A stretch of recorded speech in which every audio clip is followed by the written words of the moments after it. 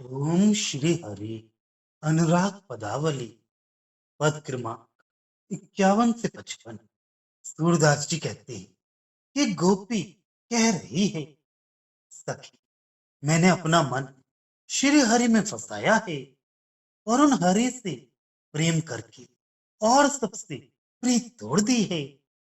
जब नाचने का साज सजा लिया, घूंघट खोल दिया, अर्थात श्याम से प्रेम करने की ठान ली, तब लज्जा कैसी।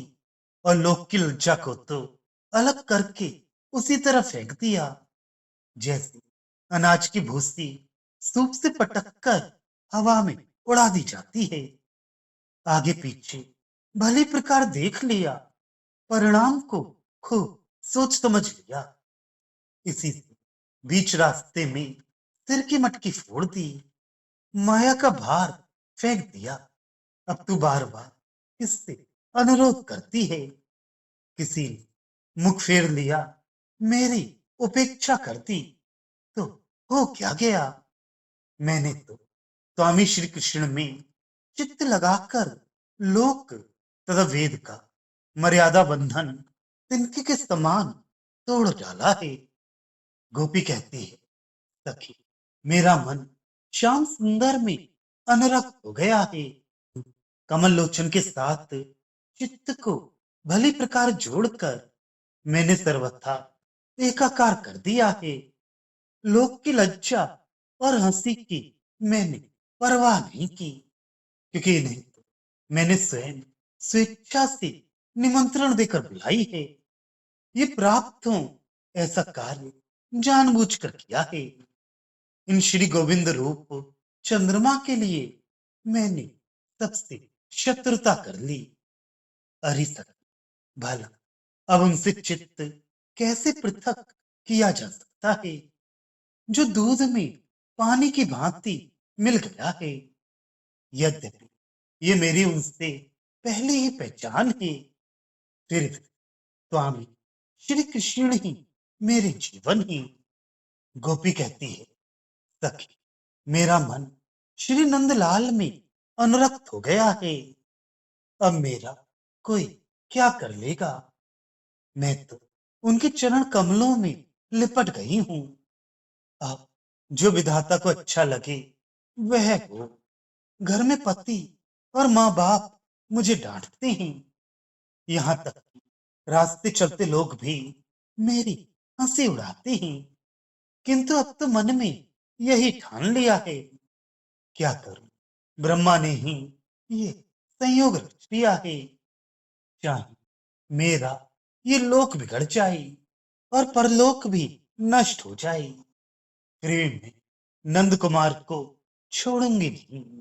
उनसे निशान बजाकर डंके की चोट मिलूंगी।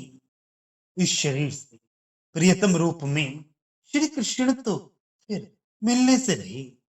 मैं स्वामी के ऊपर अपना सब कुछ निछावर कर दूंगी। कोई गोपी कह रही है, ताकि लोगों को हंसी करने दे।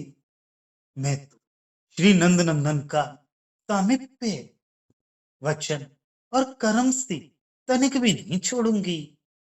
इस व्रज की सभी छल छबीले बनावटी शौकीन लोग मेरे लिए तिनके के समान तुच्छ हैं।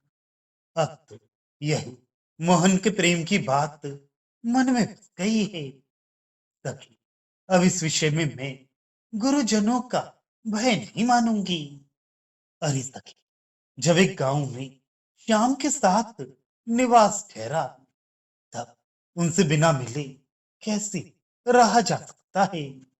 सखी श्याम सुंदर के मिलने का प्रेम प्रबल इच्छा सूरदास ही जानता है।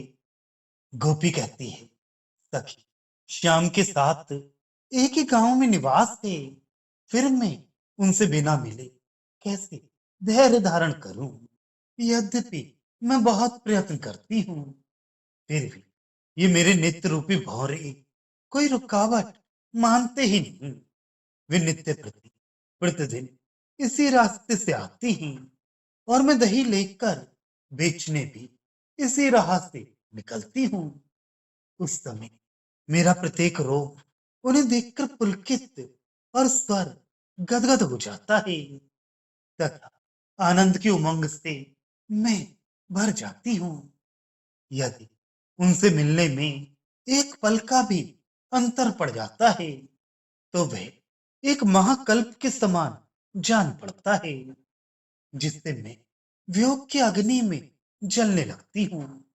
फिर कहीं कुल की मर्यादा के संकोच और आर्य पथ श्रेष्ठ शास्त्रीय नियमों के भय से मैं कहां तक डरा करूं।